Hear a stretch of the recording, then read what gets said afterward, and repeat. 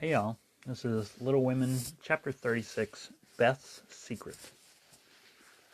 When Jo came home that spring, she had been struck with the change in Beth. No one spoke of it, or seemed aware of it, for it had come too gradually to startle those who saw her daily, but to eyes sharpened by absence, it was very plain, and a heavy weight fell on Jo's heart as she saw her sister's face. It was no paler, and but little thinner than in the autumn, yet there was a strange, transparent look about it, as if the mortal was being slowly refined away, and the immortal shining through the frail flesh with an undescribably pathetic beauty.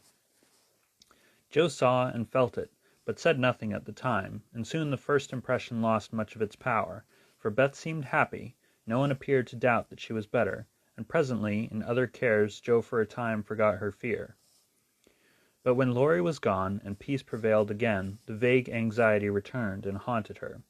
She had confessed her sins and been forgiven, but when she showed her savings, and proposed the mountain trip, Beth had thanked her heartily, but begged not to go so far away from home. Another little visit to the seashore would suit her better, and as Grandma could not be prevailed upon to leave the babies, Jo took Beth down to the quiet place, where she could live much in the open air, and let the fresh sea breezes blow a little color into her pale cheeks.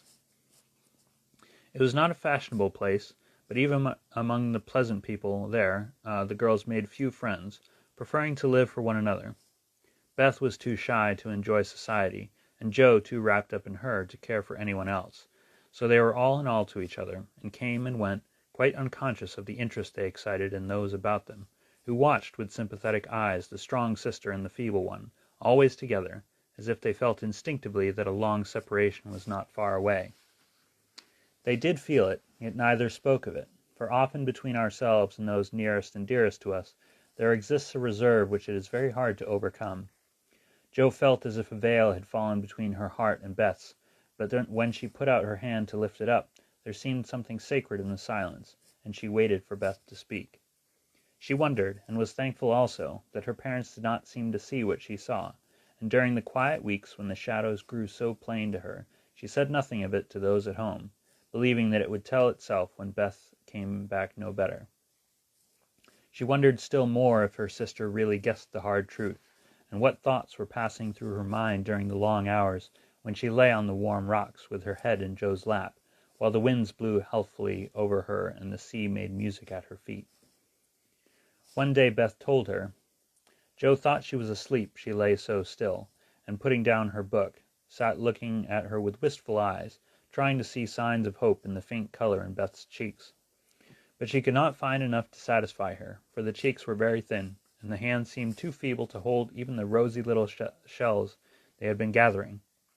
It came to her then more bitterly than ever that Beth was slowly drifting away from her, and her arms instinctively tightened their hold upon the dearest treasure she possessed. For a minute her eyes were too dim for seeing, and when they cleared, Beth was looking up at her so tenderly that there was hardly any need for her to say, "Jo, dear, I'm glad you know it. I've tried to tell you, but I couldn't." There was no answer except her sister's cheek against her own, not even tears, for when most deeply moved, Jo did not cry. She was the weaker then, and Beth tried to comfort and sustain her, with her arms about her, and the soothing words she whispered in her ear. "I've known it for a good while, dear, and now I'm used to it. It isn't so hard to think of or to bear. Try and see it so, and don't be troubled about me, because it's best. Indeed it is." "Is that what made you so unhappy in the autumn, Beth? You did not feel it then, and keep it to yourself all so long, did you?" asked Jo, refusing to see or say that it was best, but glad to know that Laurie had no part in Beth's trouble. "Yes, I gave up hoping then, but I didn't like to own it.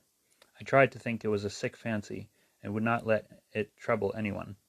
But when I saw you all so well and strong, and full of happy plans, it was hard to feel that I could never be like you, and then I was miserable, Jo." "Oh, Beth, and you didn't tell me? Didn't let me comfort and help you?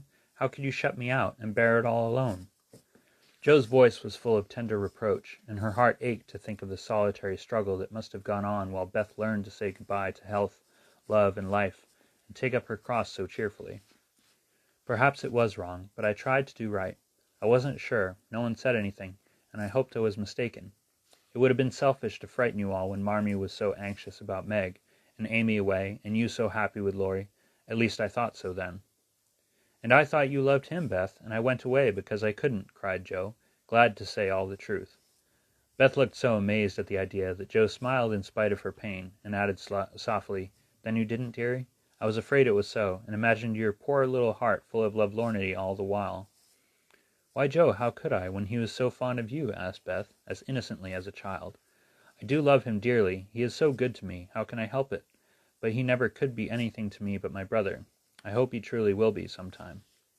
"Not through me," said Joe decidedly. "Amy is left for him, and they would suit excellently, but I have no heart for such things now.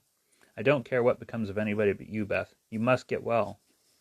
"I want to, oh so much. I try, but every day I lose a little, and feel more sure that I shall never gain it back. It's like the tide, Joe. When it turns, it goes slowly, but it can't be stopped." "It shall be stopped. Your tide must not turn so soon. 19 is too young. Beth, I can't let you go. I'll work and pray and fight against it. I'll keep you in spite of everything. There must be ways. It can't be too late.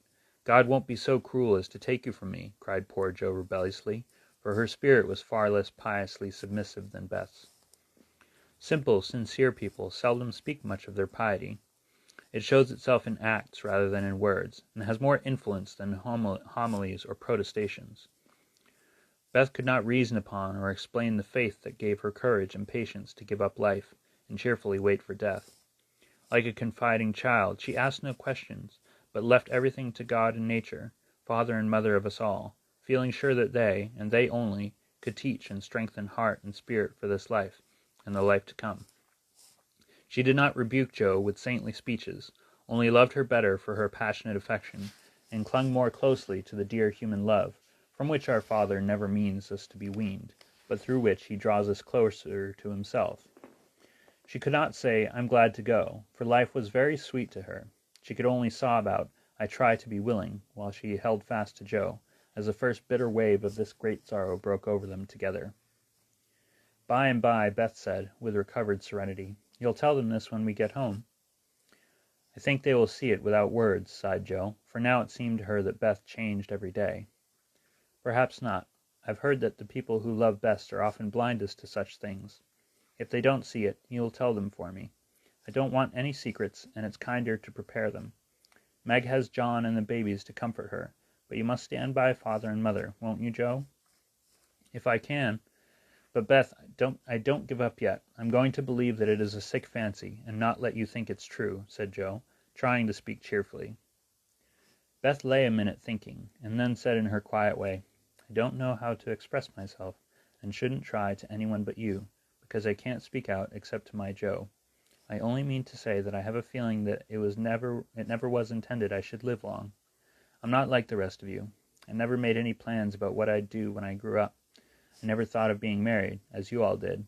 I couldn't seem to imagine myself anything but stupid little Beth, trotting about at home, of no use to anywhere but there. I never wanted to go away, and the hardest part now is leaving you all. I'm not afraid, but it seems as if I should be homesick for you even in heaven." Joe could not speak, and for several minutes there was no sound but the sigh of the wind and the lapping of the tide. A white-winged gull flew by, with the flash of sunshine on its silvery breast. Beth watched it till it vanished, and her eyes were full of sadness. A little gray-coated sandbird came tripping up over the beach, peeping softly to itself, as if enjoying the sun and sea. It came quite close to Beth, looked at her with friendly eye, and sat upon a warm stone, dressing its wet feathers, quite at home. Beth smiled and felt comforted, for the tiny thing seemed to offer its small friendship and remind her that a pleasant world was still to be enjoyed. "Dear little bird. See, Joe, how tame it is. I like Peeps better than the gulls. They are not so wild and handsome, but they seem happy, confiding little things. I used to call them my birds last summer, and Mother said they reminded her of me, busy, Quaker-colored creatures, always near the shore, and always chirping that contented little song of theirs. You are the gull, Joe, strong and wild, fond of the storm and the wind, flying far out to sea, and happy all alone. Meg is a turtle-dove, and Amy is like the lark she writes about, trying to get up among the clouds, but always dropping down into its nest again. Dear little girl, she is so ambitious, but her heart is good and tender. No matter how high she flies, she never will forget home. I hope I shall see her again, but she seems so far away. She is coming in the spring, and I mean that you shall be all ready to see and enjoy her, I'm going to have you well and rosy by that time," began Joe, feeling that of all the changes in Beth, the talking change was the greatest, for it seemed to cost no effort now, and she thought aloud in a way quite unlike bashful Beth. "Joe, dear, don't hope any more. It won't do any good. I'm sure of that. We won't be miserable, but enjoy being together while we wait. We'll have happy times, for I don't suffer much, and I think the tide will go out easily if you help me." Joe leaned down to kiss the tranquil face, and with that silent kiss she dedicated herself soul and body to Beth. She was right. There was no need of any words when they got home, for father and mother saw plainly now what they had prayed to be saved from seeing. Tired from her short journey, Beth went at once to bed, saying how glad she was to be home, and when Joe went down, she found that she would be spared the hard task of telling Beth's secret. Her father stood leaning his head on the mantelpiece, and did not turn as she came in, but her mother stretched out her arms as if for help, and Joe went to comfort her without a word. And thus ends chapter 36. I love you all. Have a good night.